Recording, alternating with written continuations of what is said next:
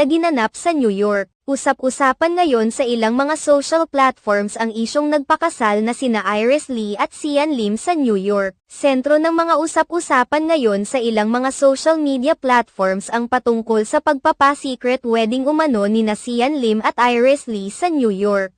Ilang buwan matapos ang pagkumpirma ni Sian Lim at Kim Cho ng kanilang paghihiwalay, naging usap-usapan naman ang patungkol sa pagpapakasal ni Sian Lim at Iris Lee. Nag-ugat ang mga usap-usapang ito nang mag-post si Sian Lim ng isang hint patungkol sa isang importanteng petsa sa kanyang social media account. Pahayag ni Sian Lim, "Life is biggest reward for humanity and everything revolves around this. Expect the unexpected.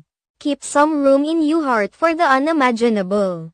Marami naman ang nakisimpatya para kay Kim Cho dahil sa mga naglabasang spekulasyon na nagpakasal na umano si Sian Lim sa ibang babae at bukod pa.